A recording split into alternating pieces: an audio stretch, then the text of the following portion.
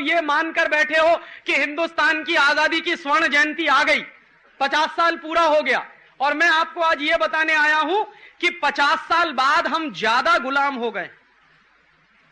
पहले गुलामी एक ही ईस्ट इंडिया कंपनी की थी, अभी हमारे देश में 4000 विदेशी कंपनियां हैं। और ये हो क्या रहा है, हमारे देश के बड़े बड़े नेता पैसा खाते हैं, रिश्वत खाते हैं और विदेशी कंपनियों को बुला के लाते हैं। कितना कितना पैसा खाते हैं, एक दो उदाहरण मैं आपको समझाऊं। हमारे देश में एक व्यक्ति है, उनका नाम है सुखराम। आजकल बहुत दुखी है। पता है क्यों दुखी है? एक दिन सीबीआई वाले उनके घर गए तो जिस बिस्तर पर वो सोते थे उसके गद्दे के नीचे से 4 करोड़ रुपया निकला।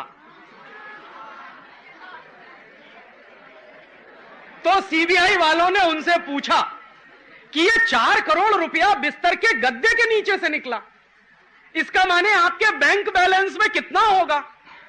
तो कहने लगे नहीं नहीं, मेरे पास कुछ नहीं है, मेरे पास कुछ नहीं है। तो सीबीआई वालों को भरोसा नहीं हुआ, उन्होंने उनके सारे लॉकर सीज किए और उनके सारे अकाउंट सीज किए, तो पता चला हंड्रेड्स ऑफ करोड़ रुपए की प्रॉपर्टी उसमें से निकली। तो सीबीआई वालों ने पूछा, सुखराम जी ये पैसा कहां से आया? तो कहने लगे भगवान ने दिया है। तो सीबीआई के एक ऑफिसर ने उनसे कहा कि भगवान आपको ही क्यों देता है, मुझे क्यों नहीं देता, हमको क्यों नहीं देता? बाद में सीबीआई ने जब तपास की सुखराम के बारे में, तो पता है जानकारी क्या मिली? जानकारी मिली कि जब ये व्यक्ति हिंदुस्तान के मंत्री थे, सैटेलाइट टेलीकम्युनिकेशन के मिनिस्टर थे, तब इन्होंने क्या किया, हिंदुस्तान की एक सबसे बड़ी कंपनी है आईटीआई, स्वदेशी है हमारे देश की, टेलीफोन बनाती है। तो जो आईटीआई कंपनी टेलीफोन बनाती है, तो उसका जो टेलीफोन का एपरेटस है ना, फोन और उसका क्रेडल दोनों मिला के एपरेटस, वो जितने रुपए में हमको देती है, 100 रुपए में, 125 रुपए में, 150 रुपए में हमको देती है आईटीआई। सुखराम साहब ने क्या किया कि अब आईटीआई का नहीं लेंगे, अमेरिका की कंपनी का खरीदेंगे। तो अमेरिका की कंपनी ने वो एपरेटस बेचना शुरू किया 600 रुपए में। हमारे देश में बनता था 150 रुपए का, सुखराम साहब ने वो नहीं खरीदा, अमेरिका से खरीद कर लाएंगे 600 रुपए में। तो उससे क्या होगा, अमेरिका की कंपनी को जो 450 रुपए का मुनाफा होगा, उसमें से कुछ सुखराम साहब को कमीशन मिलेगा। उसका नतीजा क्या हुआ, हमारे देश की सबसे बड़ी आईटीआई नाम की कंपनी तो डिवीजन बंद हो गए, अभी 4 डिवीजन बंद होने वाले हैं, उसके 6 डिवीजन है सारे देश में। तो 2 डिवीजन बंद हो गए, क्योंकि वो जो सामान बनाते थे सुखराम साहब ने खरीदना बंद कर दिया, अमेरिका से खरीदना शुरू किया और उसमें करोड़ों रुपए का घोटाला किया, वो पैसा उनको मिला। तो ये किसी मीर जाफर से कम है क्या? लेकिन दुर्भाग्य क्या है, इनको हमने 5 साल तक मंत्री बना के रखा। तो आप सोचिए कि 5 साल में इन्होंने क्या किया होगा इस देश में। ऐसे ही एक दूसरे मीर जाफर हैं, उनका नाम है सुश्री जयललिता।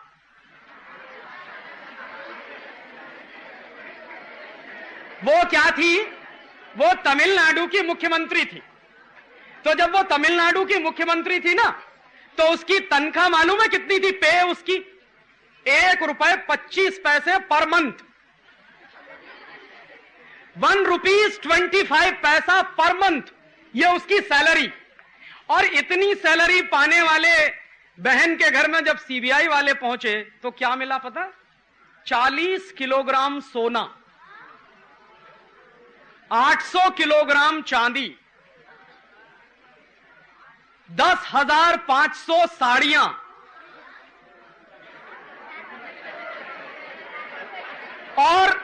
और सुनिए 7,500 सैंडल और सुनिए 44 एयर कंडीशनर और सुनिए 19 लिम्यूजिन कार्स और एक लिम्यूजिन कार की कीमत है 5.5 लाख रुपए इस समय। तो 19 कार्स और आखिर में 65 करोड़ रुपीस कैश। अब आप सुनिए कि उसको तो ₹1.25 पे मिलती थी पर मंथ। इतना पैसा कहां से आया? जिसको ₹1.25 तनख्वाह मिलती हो, उसके घर में 65 करोड़ रुपए कैश, 40 किलोग्राम सोना, 800 किलोग्राम चांदी, 10,500 साड़ियां, 7,500 जूते और 19 विदेशी कार, इतना सब कहां से आया? तो उसकी तपास जब हुई है, अभी पूरी हो चुकी है, तो सीबीआई वालों ने बताया कि ये जब मुख्यमंत्री थी तमिलनाडु की, तो तमिलनाडु में चंदन के जंगल हैं।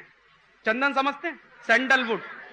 तो हजारों हेक्टेयर के चंदन के जंगल इसने विदेशी कंपनियों को मुफ्त में बेच दिए। तो विदेशी कंपनियों ने क्या किया? उसके बदले में रिश्वत खिलाई, और अब वो रिश्वत खा के अब उनके ऊपर कोर्ट में केस चल रहा है। पता नहीं कब तक चलेगा, ये नहीं मालूम, कब उनको फांसी मिलेगी ये भी नहीं मालूम, लेकिन इस देश में चल रहा है। मीर जाफर नंबर 2 देखिए क्या है। एक मीर जाफर नंबर 3 है, उनका नाम है लालू प्रसाद यादव।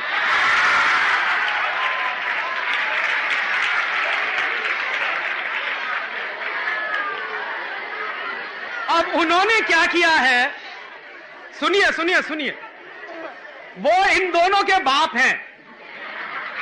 उन्होंने क्या किया, 960 करोड़ रुपया हजम कर गए।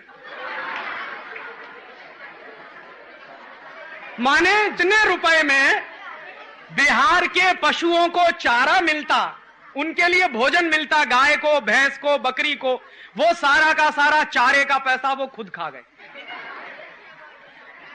जो चारा घोटाला हुआ ना, वो यही घोटाला है। और देखो क्या दुर्भाग्य है इस देश का कि जो आदमी 960 करोड़ रुपए की रिश्वत खाता है, वो 7 साल तक मुख्यमंत्री रहा, और अभी भी उसकी बीवी मुख्यमंत्री है।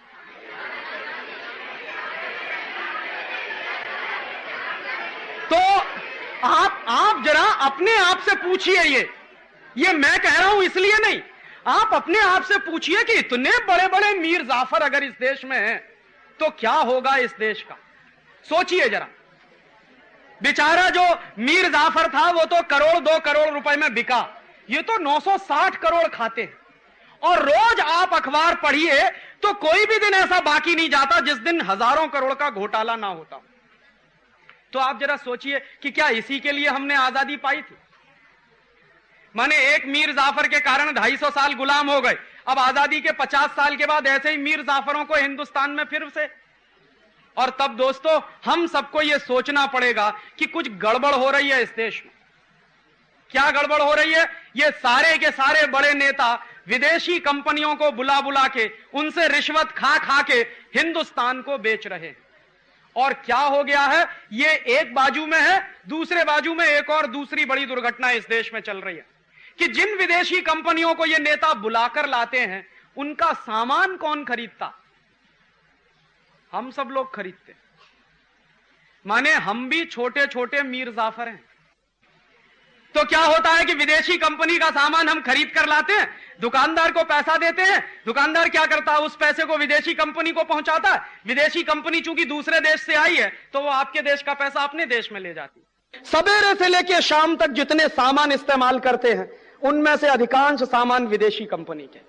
सवेरे ही सवेरे सो के उठते हैं, चाय पीते हैं, लिप्टन टाइगर विदेशी कंपनी की, ब्रुक बॉन्ड विदेशी कंपनी की, टी सिटी विदेशी कंपनी की, लिप्टन विदेशी कंपनी की, गॉडफ्रे फिलिप्स विदेशी कंपनी की, ताजमहल विदेशी कंपनी की, और कितने नाम मैं गिनाऊं आपको जो विदेशी कंपनियों की चाय से भरे पड़े। माने हमारा दिन शुरू होता है विदेशी कंपनी की चाय पीकर। चाय पीने के बाद दांत साफ करते हैं तो Colgate, Closeup, Cibaca, Forhans, Gleem, Globe, ढेर सारे टूथपेस्ट और ढेर सारा टूथब्रश। उसके बाद मेरे जैसे लोग दाढ़ी बनाते हैं तो कहते हैं पामोलिव दा जवाब नहीं।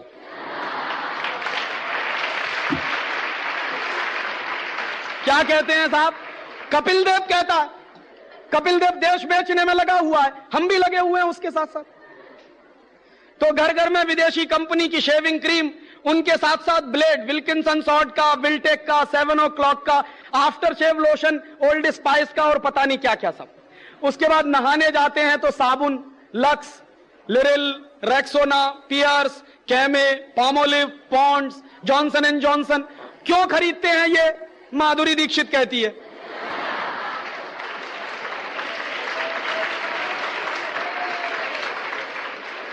जिस पे ताली नहीं बजानी चाहिए उस पे ताली बजाते हैं।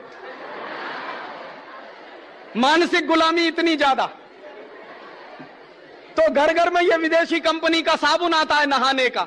अब नहा लिया तो कपड़े धोने हैं तो भी विदेशी कंपनी का सर्फ, रिन, एरियल, व्हील, माइक्रो सिस्टम, 555, पता नहीं क्या क्या सब। और उसके बाद नहाकर धोकर घर के बाहर निकलते हैं तो कपड़ा पहनना है, रेंगलर का जीन्स, एडिडास का शर्ट, बटरफ्लाई का, बाटा का, प्यूमा का, लोटो का, कोल्ट का। और आजकल एक फैशन चल गया। पहले मैं जब विद्यार्थी था तो एक फैशन चला, एक विदेशी कंपनी आई, उसने एकदम टाइट जीन्स और एकदम टाइट शर्ट बेचना शुरू किया। तो सारे देश में फैशन चल गया, एकदम टाइट जीन्स और एकदम टाइट शर्ट। और इतना चुस्त होता था कि चढ़ता नहीं था। तो क्या होता था, मैं देखता था कि मेरे हॉस्टल के लड़के जमीन पर लेट लेट के चढ़ाते थे।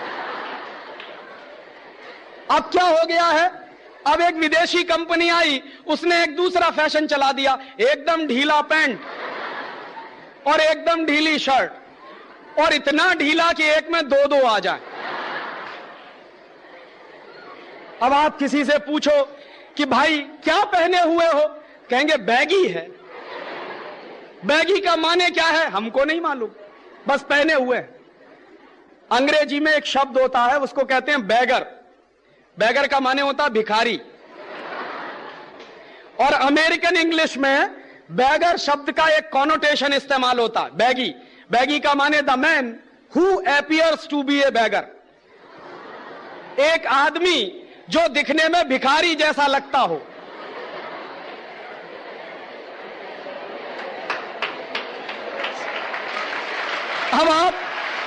अब आप जरा ये सोचिए कि बैगी पहनकर आप स्मार्ट दिख रहे हैं या भिखारी जैसे दिख रहे हैं। और एक मिनट भी सोचने की फुर्सत नहीं है कि हम क्या पहने हुए। जब मैं किसी नौजवान को बैगी पहने हुए देखता हूं तो पूछता हूं कि भाई काहे को ये लटकाए घूमते हो? तो कहता राजीव भाई शाहरुख खान पहनता है। तो मैं कहता हूं शाहरुख खान किसी दिन कुएं में गिरेगा तो हम भी गिरेंगे। माने इतनी 2 मिनट की अकल नहीं है हम तो बैगी पहनते हैं। उसके बाद स्कूल कॉलेज जाते हैं, काम करने के लिए पेन पेंसिल भी विदेशी कंपनी की। और स्कूल कॉलेज जब निकलते हैं ना, उसके पहले बहुत लोग ये कहते हैं अरे यार अभी चार्ली का सेंट तो लगाया ही नहीं। फिर कोई कहता है यार अभी फेयर एंड लवली तो लगाई ही नहीं। काहे को चाहिए फेयर एंड लवली? क्योंकि गोरेपन की क्रीम है। और मैं कहता हूं अगर फेयर एंड लवली लगा के सब गोरे हो जाते तो दक्षिण भारत में तो कोई काला नहीं होना चाहिए।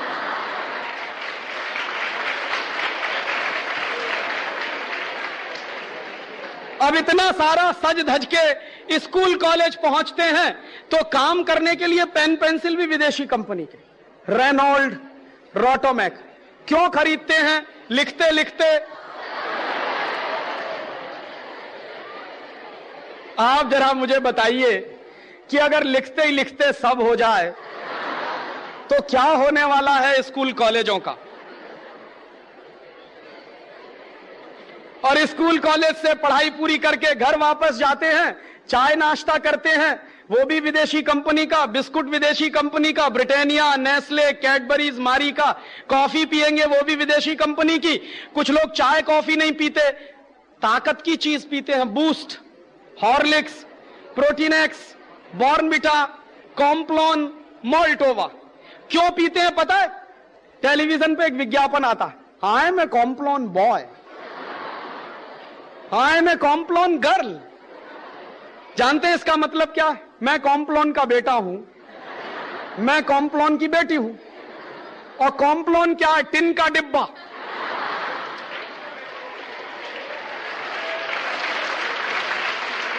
अब आप जरा मुझे ये बताइए कि क्या टिन के डिब्बा के भी बेटा बेटी हो सकते हैं?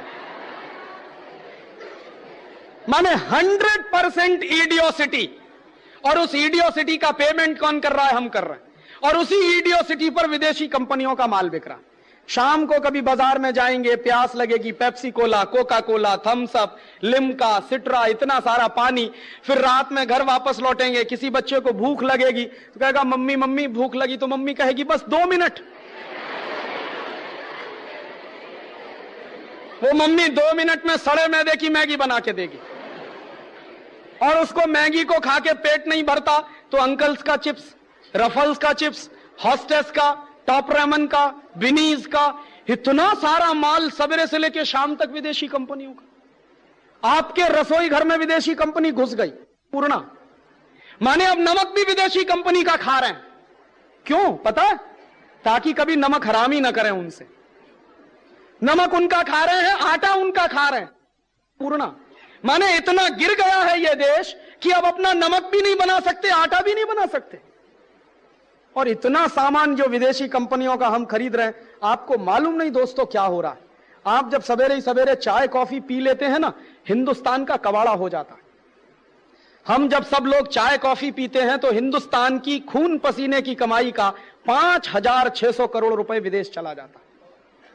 ये जो चाय कॉफी बेचने वाली कंपनियां हैं, ये मुनाफा कितना कमाती। कोई भी विदेशी कंपनी इस देश में चाय पैदा नहीं करती। चाय पैदा हमारे देश के खेड़ूत करते, यहां के किसान चाय पैदा करते हैं। विदेशी कंपनी उनसे चाय खरीदती है। चाय खरीदने के बाद क्या करते हैं, जो बेस्ट क्वालिटी की चाय होती है, ग्रीन लीफ टी जिसको कहते हैं, 1-1 इंच लंबी पत्ती वाली जो चाय होती है, उसको ये विदेशी कंपनी डिब्बे में पैक करके एक्सपोर्ट कर देती है। और उसको डिब्बे में पैक करने के बाद जो चाय का चूरा बचता है, टी डस्ट, उसको फेंक देना चाहिए, उसको दूसरे डिब्बे में पैक करके आपको बेच देती है। माने आप चाय नहीं पीते, चाय की धूल पीते। बेस्ट क्वालिटी प्रोडक्ट आपको नहीं मिलता, सबसे रद्दी क्वालिटी आपको मिलती। और ये टी डस्ट का खतरा जानते हैं क्या? ये कैंसरस होता है। आपने कभी कभी सुना होगा, कहीं कहीं लिखा रहता है कि सिगरेट मत पीजिए। क्यों? क्योंकि सिगरेट पीना हानिकारक है। क्यों हानिकारक है? क्योंकि सिगरेट पीने से कैंसर हो जाता है। कैंसर क्यों होता है? क्योंकि सिगरेट में एक जहर होता है जिसको निकोटिन कहते हैं। निकोटिन नाम का जहर धुएं के साथ जब शरीर में अंदर जाता है तो कैंसर कर देता है। जो निकोटिन नाम का जहर सिगरेट में है, वही चाय की धूल में भी है और कॉफी में भी। और कितना जहर हम पी रहे हैं। 3 प्याला चाय जब हम पी लेते हैं तो 1 सिगरेट के बराबर जहर पी लेते हैं, और 1 प्याला कॉफी जब पी लेते हैं तो 1 सिगरेट के बराबर जहर हो जाता है। और ये चाय कॉफी पीने वालों की हालत क्या हो जाती है, जो रोज चाय कॉफी पीते हैं, अगर उनको एक दिन चाय न मिले तो सिर में दर्द होने लगता है, शरीर में दर्द होने लगता है, काम करने का मूड नहीं होता, लेथार्जिक हो जाता है पूरा शरीर। जानते हैं क्यों? आपने देखा है, अफीम पीने वाले आदमी को, चरस पीने वाले आदमी को अगर अफीम ना मिले, चरस ना मिले, तो वो दिन भर कुछ नहीं कर सकता। वही हालत चाय कॉफी की हो गई है। और यह चाय कॉफी मेडिकल साइंस की जानकारी के अनुसार हमारे देश के लिए जहर है। क्यों? क्योंकि हमारा देश गर्म देश है, और गर्म देश के लोगों में ब्लड प्रेशर वैसे ही हाई रहता है। चाय और कॉफी दोनों ब्लड प्रेशर को और हाई करती है। माने हम सब धीरे धीरे धीरे धीरे एक जहर पीते पीते कैंसर की स्थिति में पहुंच रहे हैं। एक नुकसान तो अपना कर रहे हैं, अपने शरीर का कर रहे हैं, जहर पी रहे हैं। दूसरा नुकसान हिंदुस्तान का कर रहे हैं, 5,600 करोड़ रुपया अपना दे रहे हैं, वो हिंदुस्तान के बाहर ले जा रहे हैं। और तब कहें कि राजीव भाई हम क्या करें? सिंपल सा फॉर्मूला है कि अगर आप चाहते हैं कि कैंसर के मरीज ना बने, आप चाहते हैं कि नशे का शिकार ना हो, आप चाहते हैं कि आपका दिमाग और शरीर पहले से ज्यादा अच्छा रहे, तो आज से चाय कॉफी बंद कर दीजिए। तो फिर आप कहेंगे क्या पिए? दूध पीजिए, गाय का पिए तो और अच्छा। कुछ लोग कहते हैं कि दूध नहीं पिएंगे, माने जो बेस्ट क्वालिटी प्रोडक्ट है वो ही नहीं पिएंगे, जहर पी लेंगे, दूध नहीं पिएंगे। दूध नहीं पी सकते हैं तो दही की छाछ पी लीजिए, दही की छाछ नहीं पी सकते तो नींबू का शरबत पीजिए, नींबू का शरबत नहीं पी सकते तो नारियल पानी पीजिए, नारियल पानी नहीं पी सकते तो संतरे का रस पीजिए, मौसम्मी का रस पीजिए, शिरडी का रस पीजिए, गन्ने का रस पीजिए। इतनी सारी चीजें पीने पिलाने के लिए हैं। और जिनके घर में कुछ नहीं है वो सादा गर्म पानी करके पी ले, बेस्ट क्वालिटी प्रोडक्ट। गर्म पानी पिएंगे तो 2 बीमारियों से बचेंगे, कभी पत्थर नहीं होगा, स्टोन नहीं होगा कभी। आजकल गॉल स्टोन और किडनी स्टोन की इतनी प्रॉब्लम बढ़ गई है, गर्म पानी पीने वालों को यह प्रॉब्लम सबसे कम रहती है। तो गर्म पानी पीने में कोई खर्चा नहीं है, आपका शरीर दुरुस्त रहेगा, मेहमान को भी वही पिलाइए और हिंदुस्तान का 5,600 करोड़ रुपए बचेगा। और तब एक बार एक विद्यार्थी ने मुझसे सवाल किया, हो सकता है आपके मन में भी सवाल आए कि राजीव भाई जितनी चाय कॉफी पैदा हो रही है वो किसान क्या करेंगे फिर? तो मैं उसके लिए यह सुझाव देता हूं कि जितनी चाय कॉफी पैदा हो रही है उसको 100% एक्सपोर्ट करेंगे। क्यों? दुनिया में जो ठंडे देश हैं, अमेरिका, जर्मनी, फ्रांस, कनाडा, इन ठंडे देशों में चाय कॉफी की बहुत जरूरत है। उनको चाय कॉफी ना मिले तो वो मर जाएंगे, लेकिन उनके यहां चाय कॉफी होती नहीं है। तो हम सारी की सारी अगर उनको बेच दें तो क्या नतीजा निकलेगा? 10,000 करोड़ रुपए की आमदनी होगी, 5,600 करोड़ हमारा बचेगा, 10,000 करोड़ की इनकम होगी, 15,500 करोड़ नेट बचेगा हिंदुस्तान का। और यह कहा जाता है आज की अर्थव्यवस्था में कि पैसा बचाना पैसा कमाने से ज्यादा महत्वपूर्ण है। तो अगर ये 15,500 करोड़ बचेगा हमारा और 1 करोड़ रुपए में हम एक कारखाना लगाएं और एक कारखाने में 100 आदमी को काम मिले तो 1.5 लाख लोगों को हम काम दे सकते हैं। अगर हम चाय कॉफी बंद कर दें तो चाय कॉफी बंद करिए, हिंदुस्तान का भला हो जाएगा, आपका भला हो जाएगा। ऐसे ही एक दूसरा छोटा सा सुझाव, हम लोग ब्रश करते हैं कॉलगेट, क्लोजअप, सिवाका, फॉरेंस। क्यों करते हैं? क्योंकि सांस की बदबू दूर करता है, दांतों की सड़न दूर करता है। तब आप कभी कभी ये सोचिए कि जब कॉलगेट नहीं होता था तो सबके दांत सड़ जाते होंगे शायद, और सबकी सांस में बदबू आती होगी। और हमारे दादा दादी के जमाने में तो कॉलगेट होता नहीं था, तो अपने दादा दादी से पूछिए कि आप तो कॉलगेट करते नहीं थे, तो दादा दादी साथ बैठते थे कि नहीं बैठते थे? और तब आपको जवाब मिलेगा कि हमारे दादा दादी नीम का दातुन करते, बबूल का दातुन करते। क्यों करते हैं? दुनिया में सबसे इंटेलिजेंट लोग हैं जो नीम का दातुन करते हैं। कारण जानते हैं क्या? पहला कारण मैंने शुरू में बताया, नीम का पेड़ ऑक्सीजन देता। दूसरा एक और जबरदस्त कारण है, जब आप नीम का दातुन चबाएंगे तो आप महसूस करेंगे कि आपके मुंह में लार ज्यादा बनेगा, सलीवा ज्यादा बनेगा, और जितना ज्यादा सलीवा बनेगा उतना ही अच्छा डाइजेस्टिव सिस्टम रहेगा, और जितना अच्छा डाइजेस्टिव सिस्टम रहेगा उतना ही अच्छा आपके शरीर की इम्यून पावर रहेगी, और जितना अच्छा डाइजेस्टिव सिस्टम उतनी ही बीमारियां आपसे दूर, क्योंकि 90% बीमारियां पेट की गड़बड़ी से पैदा होती है। पेट की गड़बड़ी ठीक रहने के लिए डॉक्टर कहते हैं आपको कि खाना चबा चबा कर खाइए। क्यों? क्योंकि सलीवा ज्यादा बनता है और खाने को पचाने का काम सबसे ज्यादा सलीवा करता है।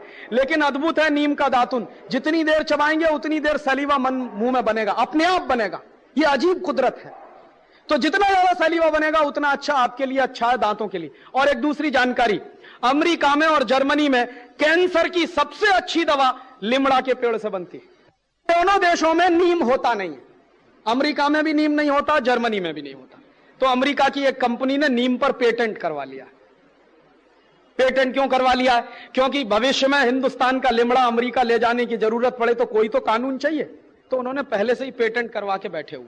हम बेवकूफ लोगों को मालूम नहीं कि हर घर के सामने नीम का पेड़ लगा है। यह दुनिया की अद्भुत चीज है। एक नीम का पेड़ अगर आपके आंगन में लगा हुआ है तो जान लीजिए 200 और 250 किस्म के वायरसेस और बैक्टीरिया आपके घर से दूर रहेंगे, कभी नहीं आएंगे। नीम का पेड़ जबरदस्त चौकीदारी का काम करता है। तो नीम के पेड़ में इतनी अद्भुत खासियत है, और यह दातुन हजारों साल से इस्तेमाल हो रहा है। अभी कुछ दिन से टेलीविजन ने कहना शुरू कर दिया कि भाई कॉलगेट रगड़ो, तो हमने कॉलगेट चालू कर दिया। अब जो नीम का दातुन करते हैं उनको हम मानते हैं कि ये बेवकूफ लोग हैं, और जो कॉलगेट करते हैं वो मानते हैं कि हम इंटेलिजेंट हैं। है सच में उल्टा। जो नीम का दातुन करते हैं वो सबसे इंटेलिजेंट हैं, और जो कॉलगेट करते हैं वो दुनिया के सबसे बड़े इडियट हैं। पता है क्यों? कॉलगेट बनता कैसे आपको मालूम है? किसी को नहीं मालूम। क्यों नहीं मालूम? क्योंकि कॉलगेट कंपनी कभी बताती नहीं कि हमने कैसे बनाया। ये उनके डिब्बे पे कभी नहीं लिखते, और कॉलगेट के डिब्बे पे ISI मार्क भी नहीं है, एग मार्क भी नहीं है। क्यों? सबसे रद्दी क्वालिटी है, इसलिए ISI मार्क उसको मिल नहीं सकता। तो जिस पे ISI मार्क भी नहीं है, एग मार्क भी नहीं है, उसी को क्यों खरीद के ले आते हैं? कॉलगेट का टूथपेस्ट दुनिया का सबसे घटिया टूथपेस्ट है। क्यों? क्योंकि जानवरों के हड्डियों के चूरे से बनता। अब मैं किसी से यह कहूं कि जानवरों की हड्डियों का चूरा रोज सवेरे उठकर अपने मुंह से रगड़िए, तो आप कहेंगे क्या फालतू की बात कर रहे हैं। और मैं कहूं कि कॉलगेट करिए तो रोज हम करते हैं। और जानवरों के हड्डियों के चूरे के साथ साथ उसमें एक दूसरी खतरनाक चीज और है, फ्लोराइड। फ्लोराइड नाम उस जहर का है जो शरीर में फ्लोरोसिस नाम की बीमारी करता है। और हिंदुस्तान में पानी में पहले से ही ज्यादा फ्लोराइड है, इसलिए हिंदुस्तान में तो ये सारे पेस्ट बंद कर देने चाहिए। और तीसरी एक और खतरनाक चीज होती है उसमें, हम लोग ये महसूस करते हैं कि पेस्ट वो अच्छा जिसमें ज्यादा से ज्यादा झाग बने, फोम बने। ये झाग पता है किससे बनता है? सबसे ज्यादा झाग बनता है रिन और सर्फ में। क्यों बनता है? क्योंकि उसमें एक पदार्थ मिलाया जाता है जिसको तकनीकी भाषा में हम कहते हैं सिंथेटिक डिटर्जेंट। सिंथेटिक डिटर्जेंट कपड़ा धोने के साबुन में मिलाते हैं, उसी को कॉलगेट में भी मिलाते हैं झाग पैदा करने के लिए। तो मैं आपसे कहूं कि कपड़ा धोने के साबुन से दांत साफ करिए, क्योंकि उसमें सबसे ज्यादा झाग पैदा होता है। और हमारे देश में तो कुछ लोग ऐसे हैं जो आधा आधा घंटे रगड़ते रहते हैं क्योंकि झाग निकालना है उनको। दुनिया का सबसे रद्दी पेस्ट आप इस्तेमाल कर रहे हैं। और एक आखिरी जानकारी इसी के बारे में, मैं जब यूरोप में घूमता था तो मुझे एक बात पता चली कि यूरोप के लोगों के दांत सबसे ज्यादा खराब है। सबसे गंदे दांत दुनिया में अगर किसी के हैं तो यूरोप के लोगों के। और वहां क्या है, हर दूसरा तीसरा आदमी दांतों का मरीज है, हर दूसरा तीसरा आदमी। और सबसे ज्यादा संख्या डॉक्टर जो हैं वहां वो दांतों के, अमेरिका में भी। तो मैं एक बार, एक डॉक्टर थे, डॉक्टर जुकरसन, मैंने उनसे पूछा कि आपके देश में दांतों के मरीज क्यों हैं इतने, और आपके देश में दांतों के डॉक्टर क्यों हैं इतने? तो कहने लगे कि हम दांतों के मरीज इसलिए हैं क्योंकि पेस्ट रगड़ते हैं। तो मैंने कहा बेस्ट क्वालिटी क्या है? कि वो तो हमारे देश में होती नहीं, तुम्हारे देश में होती है, नीम का दातुन। तो मैंने कहा आप क्या करते हैं? कि जब से मुझे पता चला नीम का दातुन बेस्ट क्वालिटी है, मैं हिंदुस्तान से मंगवाता हूं। तो यहां से जाता है, वो करते हैं, और हम ईडियो सिटी में कॉलगेट रगड़ते हैं। और जो कॉलगेट पेस्ट आपके देश में बिकता है ना, वो अमेरिका में नहीं बिकता। ये कंपनी अमेरिका की, लेकिन फ्लोराइड वाला टूथपेस्ट वो ये यहां बेचते हैं, अमेरिका में नहीं बेचते। क्यों? पाबंदी लगी हुई है वहां। डॉक्टर मना करते हैं कि इसको मत करिए, फ्लोरोसिस नाम की बीमारी हो जाएगी। और जिस टूथपेस्ट को वहां मना किया जाता है वो ही इस देश में सबसे ज्यादा बिकता है। तो इसलिए मैं आपसे एक आखिरी निवेदन कर रहा हूं कि आज के बाद ये टूथपेस्ट बंद कर दीजिए। तो आप कहेंगे राजीव भाई फिर क्या करें? नीम का दातुन करिए, बबूल का दातुन करिए, बेस्ट क्वालिटी है। कहां से मिलेगा? बंबई के हर स्टेशन के सामने मिलता। ये गरीब लोग हैं ना, आप देखो नीम का दातुन बेचते हैं, बबूल का दातुन बेचते हैं। अगर इनका दातुन आप खरीदोगे तो आपका पैसा किसी गरीब के पास जाएगा, तो इस देश के गरीबों को रोजगार मिलेगा। और उन गरीब लोगों से दातुन आप जो खरीदोगे, एक दातुन कम से कम 1 हफ्ते चल सकता है। कैसे? आप चबाइए, जितना करें उतना काट के निकाल दीजिए, पानी में डाल के रखिए, दूसरे दिन भी काम आएगा। एक बार मैं ये बोल रहा था तो आईआईटी में एक लड़का खड़ा हो गया, कहने लगा राजीव भाई क्या उल्टी उल्टी बात करते हैं, एक ही नीम के दातुन को हम कितनी बार करें? तो मैंने कहा भाई जरा ये बताओ कि एक टूथब्रश को कितनी बार करते हो? एक दिन करते हैं, धो के रख देते हैं, फिर दूसरे दिन करते हैं, फिर धो के रख देते हैं, साल भर तक रगड़ते रहते हैं एक टूथब्रश को, तो गंदा नहीं लगता। और एक नीम का दातुन मैं कह रहा हूं हफ्ते भर रगड़ो तो गंदा लगता। तो उस लड़के ने जानते हैं क्या जवाब दिया? सच में राजीव भाई हमारा दिमाग तो एकदम उल्टा हो गया। तो मैंने कहा ये दिमाग तुम्हारा उल्टा पता है किसने बनाया? टेलीविजन ने। उसको तुम टेलीविजन कहते हो, मैं उसको इडियट बॉक्स कहता हूं। और क्या इडियोसिटी दिखाता जानते हैं? 2 पति पत्नी साथ साथ चल रहे हैं, थोड़ी देर के बाद पत्नी मुंह फेर लेती है, कहती है कैसे कहूं इनकी सांस में बदबू आती है। तो उसकी सहेली कहती है चल मेरे साथ। दोनों डॉक्टर के पास जाते हैं, डॉक्टर साहब कहते हैं अरे कॉलगेट का सुरक्षा चक्र तो अपनाया नहीं, सांस में बदबू तो आएगी। फिर उनके घर में कॉलगेट आ जाता है, उनके मिस्टर जिनकी सांस में बदबू आती है वो कॉलगेट रगड़ते हैं। कॉलगेट रगड़ने के बाद दिखाते हैं उनकी पत्नी उनके नजदीक आ जाती है, नीचे एक लाइन लिखते हैं दूरियां नजदीकियां बनी। जानते हैं इसका मतलब क्या? इसका मतलब है कि 2 पति पत्नी अगर कॉलगेट नहीं करेंगे तो दूर दूर रहेंगे, कॉलगेट करेंगे तभी नजदीक आएंगे। अब आप मुझे बताइए कि इससे बड़ी इडियोसिटी कोई दूसरी हो सकती है? भारतीय संस्कृति में पति पत्नी का रिश्ता परस्पर प्रेम, परस्पर विश्वास, परस्पर सद्भाव पर टिका होता है। टेलीविजन सिखा रहा है कि नहीं, कॉलगेट पेस्ट पर टिका हुआ है। और इसलिए इस 100% इडियोसिटी से बाहर आ जाइए। फायदा जानते हैं क्या होगा? अगर आप लिमड़ा का दातुन खरीदें, हम सब एक साल में कितना पेस्ट खरीदते हैं मालूम है? सारे देश में 200-250 करोड़ रुपए का पेस्ट खरीदा जाता साल भर में। अगर ये 200-250 करोड़ का लिमड़ा का दातुन खरीदना शुरू कर दें तो इस देश के कितने गरीबों को काम मिल जाएगा। और तब आप कहेंगे राजीव भाई अगर हम सब लिमड़ा का दातुन करना शुरू करें तो नीम का झाड़ तो खत्म हो जाएगा। तब मैं आपको एक दूसरा फॉर्मूला दे के जा रहा हूं कि आपका जब जन्मदिन होता है ना तो क्या करते हैं? केक लेके आते हैं, मोमबत्ती जलाते हैं, फिर फूक मार के सब बुझाते हैं। हमारी भारतीय संस्कृति में दीपक कब बुझाया जाता है? जब किसी की मौत हो जाती है। हम क्या करते हैं? जन्मदिन पे ही दीपक बुझा रहे हैं, माने मरने की तैयारी कर रहे हैं।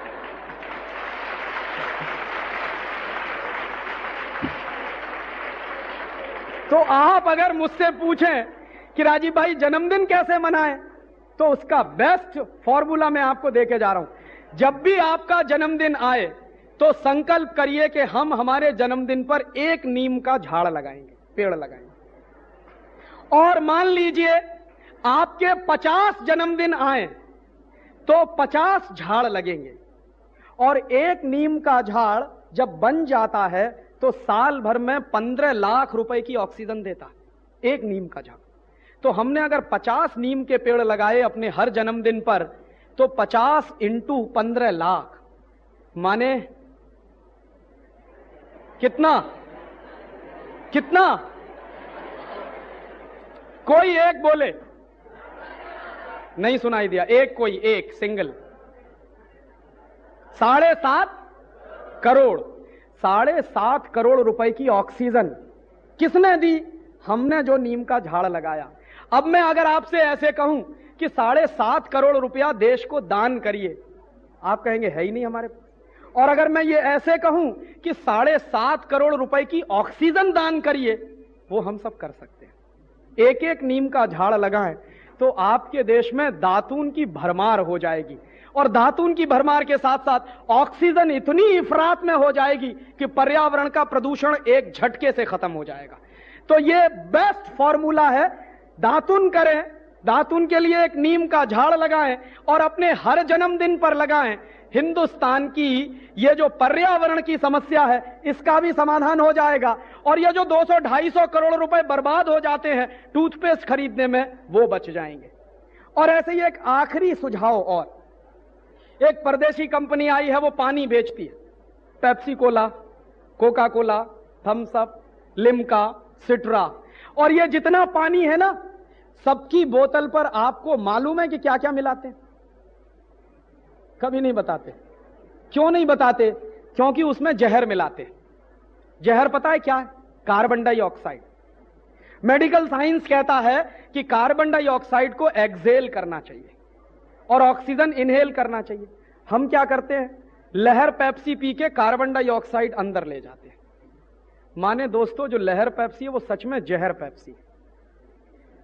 और यह जहर पेप्सी क्यों है? क्योंकि इसमें कार्बन डाइऑक्साइड है। दूसरी 2 चीजें और हैं जो बहुत खतरनाक हैं, सोडियम ग्लूटामेट और पोटेशियम सॉर्बेट। ये दोनों जहर हैं, दोनों कैंसरस हैं। और ये कितना खतरनाक हो सकता है उसका एक दाखिला मैं आपको दूं। 1 साल पहले मैं आया था, ग्रांट रोड के एक कॉलेज में मेरा व्याख्यान हुआ। तो वहां के प्रिंसिपल साहब ने मुझे बताया कि राजीव भाई हमने एक कॉम्पिटिशन किया था। मैंने कहा क्या कॉम्पिटिशन किया? पेप्सी कोला पीने का कॉम्पिटिशन किया। मैंने कहा परिणाम क्या निकला? तो कहने लगे हमारे 2 स्टूडेंट थे, वो फाइनल राउंड में पहुंच गए। तो फाइनल राउंड में पहुंच गए तो मैंने कहा क्या उन्होंने शूरवीरता दिखाई कि 1 घंटे में एक लड़के ने 9 बोतल पिया और दूसरे ने 8 बोतल पिया। मैंने कहा फिर क्या हुआ उसके बाद? कि दोनों मर गए। मैंने कहा फिर आपने क्या किया? कि हम डॉक्टर को लेने गए, उन लड़कों को लेकर डॉक्टर के पास गए। डॉक्टर ने कहा कि इतना कार्बन डाइऑक्साइड पी लिया है कि अब ये बच नहीं सकते। तो मैंने कहा फिर आपने क्या किया? कि तब से हमने हमारी कैंटीन में पेप्सी और कोका कोला बंद करा दिया। मैंने कहा प्रिंसिपल साहब आपको अकल तो आई, लेकिन तब आई जब आपके 2 स्टूडेंट मर गए। ये इतना खतरनाक जहर है। और एक बार मैंने एक्सपेरिमेंट किया पेप्सी कोला पे, मेरा एक दांत टूट गया। तो मैंने क्या किया? उसको पेप्सी कोला की बोतल में डाल दिया। 9 दिन के अंदर पूरा दांत डिसॉल्व हो गया। ये जो दांत होता है ना, ये इतनी कड़ी चीज है कि मिट्टी में दबा दीजिए, 1 साल तक गलता नहीं है, ये ऐसे का ऐसे ही निकल आएगा। लेकिन वो दांत 9 दिन के अंदर पेप्सी कोला में गल गया। क्यों? क्योंकि जहर है उसमें। और मैंने कहा कि जब दांत इसमें गल सकता है तो पेट का क्या क्या गलेगा जब आप उसको पी रहे हैं। और तब लोग पेप्सी जब पीते हैं, कोका कोला पीते हैं, तो मैं लोगों से पूछता हूं, मैंने कभी पिया नहीं। कभी कभी मैं मेरे दोस्त से कहता हूं कि भाई तुमको क्या लगता है जब तुम पेप्सी पीते हो? तो कहता है राजीव भाई, नाक में सनसनी होती है, दिमाग में सनसनी होती है, खट्टी खट्टी डकारें आती हैं। मैंने कहा काहे को पी रहे हो फिर भाई?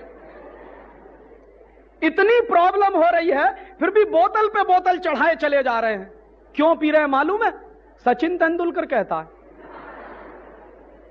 अजहरुद्दीन कहता है, शाहरुख खान कहता है, आमिर खान कहता है, जूही चावला कहती है, ऐश्वर्या रॉय कहते हैं। और ये सब क्यों कहते हैं जानते हैं? लाखों लाखों करोड़ों करोड़ों की रिश्वत मिलती है इनको पेप्सी कोला से। सचिन तेंदुलकर हर साल पेप्सी कोला से 70 लाख रुपया लेता है, इसके लिए उसका धंधा करता है। ये शाहरुख खान और आमिर खान ये 1-1 करोड़ लेते हैं, इसलिए पेप्सी कोला का धंधा करते हैं। ये जितने क्रिकेट के खिलाड़ी हैं जिनको आप नेशनल प्लेयर कहते हो, ये सब विदेशी कंपनियों के एजेंट हैं दोस्तों। हर एक क्रिकेट खिलाड़ी जो टी-शर्ट पहनता है उस पे पेप्सी लिखा रहता है, विल्स लिखा रहता है। अब आप पूछिए ये प्रश्न कि ये तो हिंदुस्तानी लोग हैं, विदेशी कंपनी की विज्ञापन क्यों कर रहे हैं? तो आपको पता चलेगा कि ये बड़े बड़े गद्दार लोग हैं। सचिन तेंदुलकर को हर महीने 50,000 रुपए पगार मिलती हमारे खून पसीने की कमाई से। ये पगार हम उसको क्यों देते हैं? क्रिकेट खेलने के लिए। उसमें भी उसका पेट नहीं भरता तो विदेशी कंपनी का विज्ञापन करता। ये नेता ही देश बेचने में नहीं लगे हुए हैं, ये क्रिकेट के खिलाड़ी भी देश बेच रहे हैं। और ये रात दिन जानते हैं क्या हो रहा है? हिंदुस्तान की क्रिकेट टीम 2 ही कंपनियों का सबसे ज्यादा विज्ञापन करती है, पेप्सी कोला या विल्स। और ये दोनों कंपनियां क्या नुकसान कर रही हैं? पेप्सी कोला हिंदुस्तान से हर साल 240 करोड़ रुपए कमा कर ले जाता है अमेरिका। जहर बेचते हैं और यहां से 240 करोड़ अमेरिका चला जाता है। और उस 240 करोड़ में क्या हो सकता है आपको मालूम है? हिंदुस्तान के 2 लाख गांवों को पीने का पानी मिल सकता है। इस देश में आजादी के 50 साल के बाद 2 लाख गांवों में पीने का पानी नहीं है। ये सरकार के आंकड़े, मेरे नहीं। और करोड़ों करोड़ों लोग पीने के पानी से प्यासे हैं। गुजरात में मैंने मेरी आंखों से देखा है, कच्छ में इतनी जबरदस्त पानी की कटोकटी है कि एक एक घड़ा पानी लेने के लिए 15-15 किलोमीटर बहनें पैदल चलकर जाती। एक एक गांव मैंने देखा है जहां 4-4 दिन में एक बार पीने का पानी आता है। तमिलनाडु और कर्नाटक में पीने के पानी की इतनी कटोकटी है कि दोनों प्रदेश झगड़ा करने को तैयार। कावेरी का पानी हमको मिले कि हमको मिले। सारे देश में 2 लाख गांवों में पीने के पानी की भयंकर कटोकटी है। तो हमारी सरकारें क्या कर रही हैं? उन 2 लाख गांवों में पीने के पानी की कोई व्यवस्था नहीं है, पेप्सी कोला गांव गांव में बिकवा रहे हैं। और ये जो पेप्सी कोला का पैसा हम दे रहे हैं, जो अमेरिका चला जाता है 240 करोड़ रुपया, अगर ये ना जाए अमेरिका, माने इस देश में पेप्सी कोका कोला जैसे बंद हो जाए, तो इस देश में लाखों गांवों को पीने का पानी मिल सकता है। और यही देश की सच्ची स्थिति। और तब आप कहेंगे, और मैं आपको एक फॉर्मूला देके जा रहा हूं कि जब भी आपके हाथ में पेप्सी या कोका कोला की बोतल आए तो आप पहले हिंदुस्तान के उन करोड़ों भाई बहनों का चेहरा याद करिए जिनको पीने का पानी नहीं मिलता और आप पेप्सी और कोका कोला पी रहे हैं। तो आपको आपके हाथ कांप जाएंगे कि मैं इतना बड़ा नेशनल क्राइम कर रहा हूं कि देश में पेप्सी कोका पी के करोड़ों रुपया अमेरिका भेज रहा हूं। और कितना पैसा आप इस कंपनी को देते हैं? पेप्सी की एक बोतल 70 पैसे में तैयार होती है और बाजार में 8.5-9 रुपए की बिकती है। अंदाजा लगाइए कितना पैसा हम देते हैं। तो जब आपके हाथ में पेप्सी और कोका कोला आए तो करोड़ों भाई बहनों को याद करिए जिनको पीने का पानी नहीं मिलता। और फिर भी आप अगर पेप्सी और कोका कोला पी लें तो आपसे बड़ा गद्दार इस देश में कोई दूसरा नहीं है। यह मेरा फॉर्मूला है। और एक दूसरी बात आपसे और कह के जा रहा हूं कि जो लोग इस देश में पेप्सी कोला कोका कोला की बिक्री बढ़ाने में लगे हुए, उनको मैं बहुत बड़ा गद्दार मानता हूं। और ये सारे के सारे नेशनल क्रिकेट प्लेयर इसी काम में लगे। तो आप कम से कम इनको एक चिट्ठी तो लिखो खुलकर, तुमको हमने क्रिकेट का खेल खेलने के लिए कैप्टन बनाया, अब तुम पेप्सी कोला बेच रहे हो, और पेप्सी कोला बेचते बेचते अब जूता बेचना चालू कर दिया उसने एक्शन का।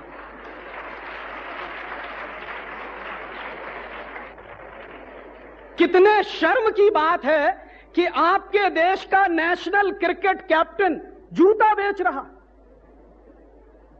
और x cricket captain Kapil Dev जूते भी सांस लेते हैं।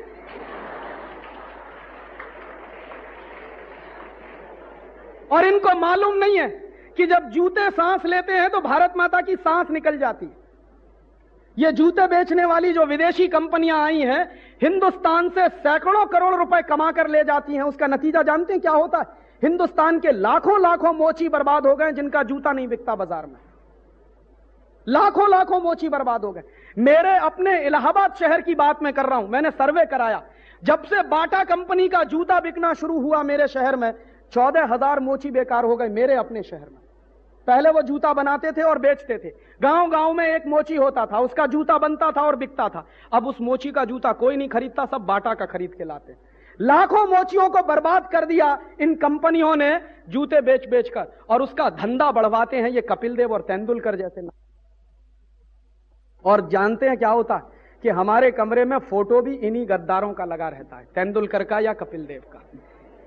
माने जो देश में नेशनल क्राइम कर रहे हैं उनको हमने अपना हीरो बना रखा है।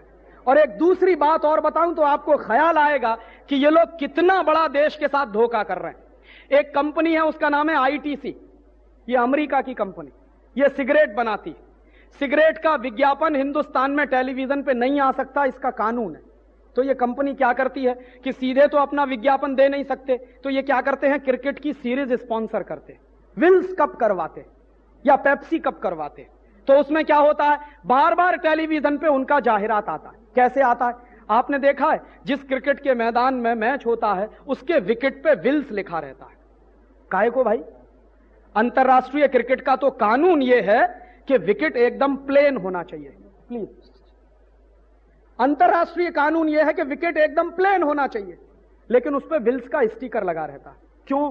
क्योंकि आप जितनी देर देखेंगे आपकी आंखों में Wills Wills Wills Wills Wills पढ़ा जाएगा। फिर क्या होता है कि क्रिकेट के खिलाड़ी जिस एंड से बॉल फेंकते हैं उस तरफ भी विल्स लिखा रहता, दूसरे तरफ भी विल्स लिखा रहता, मैदान में चारों तरफ विल्स विल्स विल्स ही लिखा रहता। फिर उसके बाद क्या होता है, जो खिलाड़ी बल्ला लेके खेलने आता उस पे भी स्टिकर विल्स का लगा रहता। कम से कम आपने एक बार मैच देखा तो 100 बार विल्स का नाम आपको याद हो गया।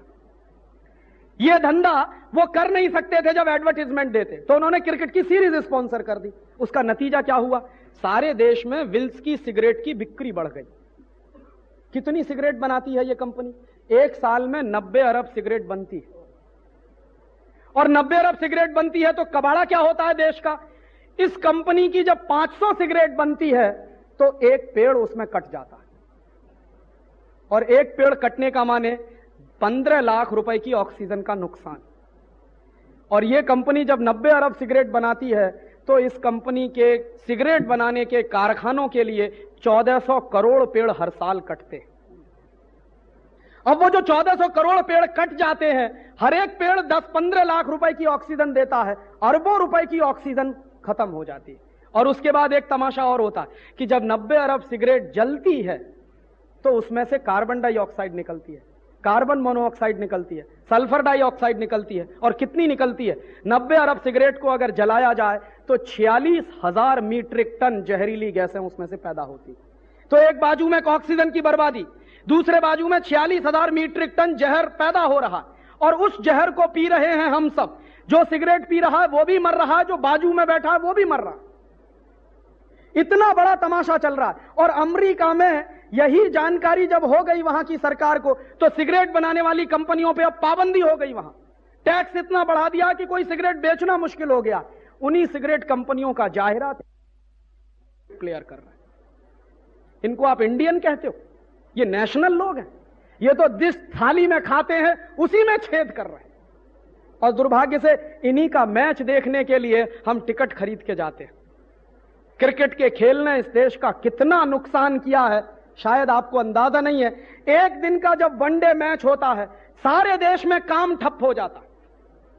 कर्मचारी काम नहीं करते, स्टूडेंट्स कॉलेज में नहीं आते, कोई काम नहीं होता, या तो टीवी पे बैठे रहते हैं या कमेंट्री सुनना चालू कर देते हैं, और वो कमेंट्री और टीवी के सामने जो नहीं बैठ पाते वो मैदान में चले जाते हैं। और हर दिन इस देश में 250 करोड़ रुपए का नेशनल लॉस होता है एक दिन के मैच में। हजारों करोड़ रुपए का दूसरा नुकसान है, 250 करोड़ का हमारा राष्ट्रीय नुकसान है एक दिन का, और हम 5-5 दिन के मैच देखते हैं। और वो मैच देखने से पता नहीं क्या मजा आता है। कई बार मैं लोगों से कहता हूं कि मैच देखने से अच्छा तुम खेल लेते तो शरीर में शायद शक्ति आ जाती। बैठे बैठे इडियट बने हुए देख रहे हैं, क्या कहते हैं, अरे साला आउट हो गया, अभी मैं जाता तो ऐसे मारता, तो बल्ला लेके पहुंच क्यों नहीं जाते वहां।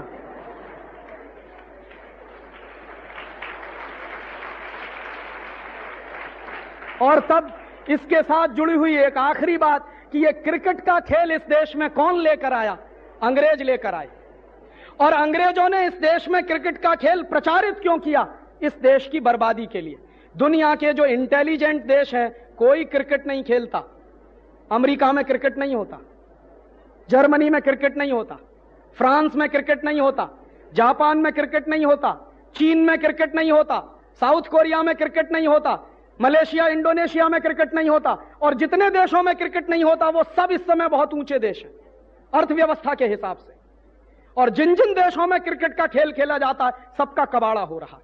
दुनिया में सिर्फ 12 देश हैं जहां क्रिकेट खेला जाता है, उन सब देशों की हालत देख लीजिए, एक से एक बदतर है। तो आप ये कर क्या रहे हैं? काहे का मोह पाला है आपने ये क्रिकेट का? और तब मैं आपसे ये कह रहा हूं कि ये पेप्सी बिल सिर्फ इनका बहिष्कार मत कीजिए, इन क्रिकेट खिलाड़ियों का भी बहिष्कार करिए, और इनको कम से कम एक चिट्ठी लिखिए कि हमने तो तुमको देश के खेलने के लिए बनाया था, तुम तो गद्दारी कर रहे हो इस देश से। और कभी कभी मैं आपको बताऊं कि ये क्रिकेट के खेल में हार जीत ऐसे ही नहीं होती, बाकायदा रिश्वत दी जाती है और ली जाती है, इसलिए हारते हैं और जीतते हैं। और यह किस्सा खुल गया, हमारे ही देश की क्रिकेट टीम के एक खिलाड़ी मनोज प्रभाकर ने यह सारी कहानी खोल दी। उसने कहा है कि मैं पैसा लेके खेलता था और इंडियन क्रिकेट टीम में बहुत सारे ऐसे खिलाड़ी हैं जो पैसा लेके खेलते हैं। और कैसे खेलते हैं? आपने सुना होगा कि करप्शन नेता करते हैं, नेताओं से बड़ा करप्शन ये करते हैं। क्या करप्शन है मालूम है? एक बार वेस्ट इंडीज और इंडिया का मैच हुआ कानपुर में, ट्रायंगुलर क्रिकेट सीरीज थी, सेमीफाइनल मैच था। उसमें वेस्ट इंडीज की टीम पहले खेली, 236 रन बनाए उसने। इंडिया की टीम दोबारा खेलती थी, 34-35 ओवर का खेल बीता, 6 खिलाड़ी आउट हुए, 194 रन बना, 4 खिलाड़ी बाकी थे, 15 ओवर्स का खेल बाकी था। धीमे धीमे भी खेलते तो रन बन जाते। उस समय क्रीज पर खेल रहे थे मनोज प्रभाकर और नयन मोंगिया। इन दोनों खिलाड़ियों ने जानते हैं क्या किया? टुक टुक करके पूरा खेल निकाल दिया, 15 ओवर बिता दिए और 12 रन बनाए। जीता हुआ मैच हिंदुस्तान हार गया। शाम को क्रिकेट कंट्रोल बोर्ड की मीटिंग हुई, उसमें एक अधिकारी हैं IS बिंद्रा, उन्होंने एक कमेटी बनाई कि जांच करो ये क्यों हारा मैच। तो कमेटी ने जांच की तो पता चला कि खिलाड़ियों को रिश्वत दी गई है। कौन कौन खिलाड़ी को रिश्वत दी और किसने रिश्वत दी? आपको जानकारी दूं कि ये जितनी कंपनियां स्पॉन्सर करती हैं मैच को, ये सट्टा बाजार में करोड़ों करोड़ों रुपए लगाती है। क्रिकेट दोस्तों अब खेल नहीं है, जुआ हो गया है, और उस जुए में करोड़ों करोड़ों रुपए का सट्टा लगता है बाजार में। तो करोड़ों रुपए का सट्टा लगाया पेप्सी कोला ने और इन कंपनियों ने। सट्टा किस बात पे लगा था? कि फाइनल में वेस्ट इंडीज की टीम पहुंचेगी और अगर उस मैच में हिंदुस्तान जीत जाता तो उनका करोड़ों रुपया डूब जाता। इसके लिए उन्होंने दोनों खिलाड़ी को रिश्वत खिलाई और उन्होंने जानबूझकर मैच हार दिया। उसके बाद इन दोनों को बाहर कर दिया गया। बाद में नयन मोंगिया तो अभी भी खेलता, मनोज प्रभाकर बाहर है। बाहर आने के बाद उसने ये सारा किस्सा खोल दिया कि ये ऐसे होता। और अब जब किस्सा खोला है तो चंद्रचूड़ साहब की अध्यक्षता में कमेटी बनी है, उसकी रिपोर्ट अभी आएगी, आपकी आंखें फट जाएंगी कि हो क्या रहा है इस देश में। हम जिसको मनोरंजन का खेल कह रहे हैं वो इस देश का कितने सैकड़ों करोड़ रुपए की बर्बादी कर रहा है। इसलिए मेरा आपसे एक निवेदन और है कि इस क्रिकेट का बहिष्कार करिए, क्रिकेट के खिलाड़ियों का बहिष्कार करिए और उसके साथ साथ इन ये विदेशी कंपनियों का भी बहिष्कार करिए। और तब एक आखिरी बात और कि ये विदेशी कंपनियों का बहिष्कार कब होगा? ये विदेशी कंपनियों का बहिष्कार तभी हो सकता है जब आप अपने अपने घर का टेलीविजन बंद कर दें। क्यों? क्योंकि विदेशी कंपनियों की जितनी जाहिरात है वो टेलीविजन के माध्यम से, और रात दिन हमको ये जाहिरात सुना सुना के वो सामान खरीदवाते हैं। हम टेलीविजन क्यों देखते हैं? कई बार मैं लोगों से ये प्रश्न करता हूं कि टेलीविजन क्यों देख रहे हैं? काहे को एंटीना लगाया है, काहे को डिश एंटीना लगाया है, और जिनके घर में डिश एंटीना नहीं उन्होंने केबल कनेक्शन ले लिया है, सब एक ही जवाब देते हैं, राजीव भाई मनोरंजन करना। तो मैं कहता हूं ठीक है भाई मनोरंजन करिए। तो मनोरंजन करते हैं तो क्या देखते हैं? घर के छोटे छोटे बच्चे, उनके साथ उनके मम्मी पापा, उनके साथ उनके दादा दादी, तीनों पीढ़ियां एक साथ बैठकर टेलीविजन पे चित्रहार देखती। चित्रहार में गाना कौन सा आता है? चोली के पीछे क्या है। हंसिए मत, इसको गंभीरता से सुनिए। चीज बड़ी है मस्त मस्त। और कभी कभी मैं आपसे पूछूं, अगर दिल पे हाथ रख के बताइए कि चोली के पीछे क्या है, ये गाना आपका मनोरंजन करता, या चीज बड़ी है मस्त मस्त ये गाना आपका मनोरंजन करता?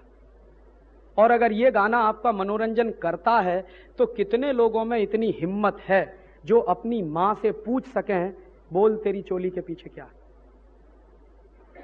और कितने लोगों में ऐसी हिम्मत है जो अपनी बड़ी बहन के सामने ये कह सके कि तू चीज बड़ी है मस्त मस्त? और दोस्तों, ये गाने आपका मनोरंजन नहीं कर रहे हैं, ये गाने आपका चरित्र खलास कर रहे हैं। वो चित्रहार नहीं है, वो चरित्रहार है। और जिसको मनोरंजन के नाम पर आपने अपने घर में बुला लिया है, ये टेलीविजन आपका मनोरंजन नहीं कर रहा है, आपके मन में एक अजीब तरह की वल्गैरिटी और ऑब्सिनिटी को जन्म दे रहा है। और दुनिया में दो बहुत खतरनाक होती हैं। एक बीमारी होती है जिसको सेक्स की वल्गैरिटी मैं कहता हूं। रात दिन ये टेलीविजन आपको जो कुछ दिखाता है वो सेक्स की वल्गैरिटी है।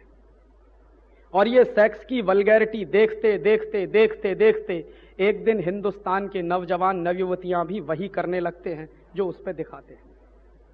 क्या हो रहा है हमको? कहां जा रहे हैं हम?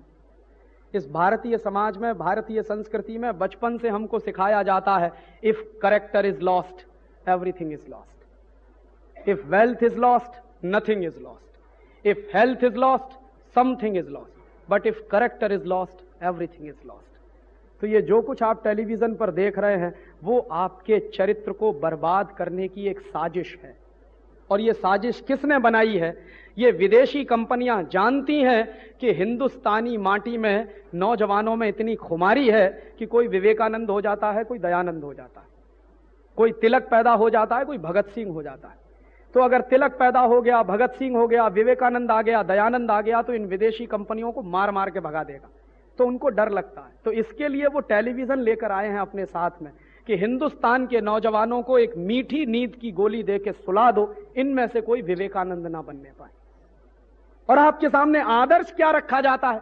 आपके सामने विवेकानंद का आदर्श नहीं रखा जाता, नालायक संजय दत्त और शाहरुख खान जैसे लोगों के आदर्श रखे जाते हैं। और यह कितनी खतरनाक व्यवस्था है।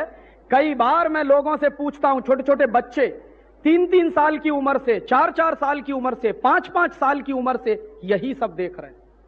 और ये छोटे छोटे बच्चे अगर रोज दिन में 4 घंटे 5 घंटे टीवी देखें और सिनेमा देखें तो जानते हैं क्या होगा? 20 साल की उम्र तक पहुंचते पहुंचते हर बच्चे को कम से कम 30,000 बार मर्डर के सीन दिखाए जाएंगे। हर फिल्म में मर्डर, हर एपिसोड में मर्डर, हर एपिसोड, हर फिल्म में वॉयलेंस, हर एपिसोड में वॉयलेंस, हर एपिसोड में मारामारी। काहे को इतनी मारामारी दिखाते? क्यों इतनी वॉयलेंस हमको दिखाई जाती? पता है क्यों? हिंदुस्तान में सबसे ज्यादा वॉयलेंस से नफरत की जाती। यह देश अहिंसा वाला है, इसलिए भारतीय संस्कृति को बर्बाद करना है तो अहिंसा की जगह हिंसा को लाना पड़ेगा। तो वो हिंसा हर आदमी कैसे करेगा? हर आदमी तभी हिंसा करेगा जब बार बार हिंसा देखेगा। और ये बार बार की जो हिंसा हम देखते हैं, इसका नतीजा जानते हैं क्या होता है? मर्डर देखते देखते देखते देखते देखते देखते मन की दया खत्म हो जाती है, करुणा खत्म हो जाती है। और हमारे देश में एक कहावत कही जाती है, दया धर्म का मूल है। माने जब दया ही नहीं होगी मन में, धर्म कहां टिकने वाला है? तो वो सीधा आक्रमण आपके धर्म पर है। ये वॉयलेंस बहुत ही खतरनाक चीज होती है। और उसके साथ दूसरी खतरनाक चीज होती है सेक्स की वल्गैरिटी। ये सेक्स की वल्गैरिटी हजारों हजारों, लाखों लाखों, करोड़ों करोड़ों नौजवानों को बर्बाद कर रही है। और यह बर्बादी सिर्फ अपने देश में आ रही है ऐसा नहीं है, अमेरिका में और यूरोप में यह बर्बादी आ चुकी है। और यूरोप के देशों में यह सेक्स की वल्गैरिटी की कितनी बर्बादी आई है एक ही उदाहरण ताजा ताजा आपको देना चाहता हूं। 3-4 दिन पहले एक अखबार निकला, गुजरात समाचार। गुजरात समाचार के दूसरे नंबर के पेज पर एक खबर है। क्या खबर है? ब्रिटेन में 11 साल का बच्चा पिता बन गया है। और ब्रिटेन में अगर 11 साल का बच्चा पिता बन गया है तो उसके पत्नी की उम्र क्या है मालूम है? 15 साल। 15 साल के बच्चे जिनकी उम्र स्कूल में जाने की है, कॉलेज में जाने की है कि मम्मी पापा बनने की है। और ये 11 साल और 15 साल के बच्चों को मां और पिता बनने का नुस्खा किसने दिया है? किसने फॉर्मूला दिया उनको? वो टेलीविजन से आया, सिनेमा से आया। और इस सिनेमा और टेलीविजन ने यूरोप के सारे नौजवानों को बर्बाद कर दिया। मैं कितने यूरोपियन देशों में जाता था और वहां के लोगों से एक ही सवाल पूछता था कि आपके देश की सबसे बड़ी सोशल प्रॉब्लम क्या है? तो वो कहते थे कि राजीव भाई, सबसे बड़ी प्रॉब्लम है कि हमारे देश में 10 साल की, 12 साल की, 14 साल की बच्चियां मां बन जाती। ये सबसे बड़ी प्रॉब्लम। और शादी करने की उम्र आते आते कोई लड़की 10 बार एबॉर्शन कराती है, कोई 15 बार कराती है। ये उनकी प्रॉब्लम है। वर्जिनिटी क्या होती है ये उनको नहीं मालूम है।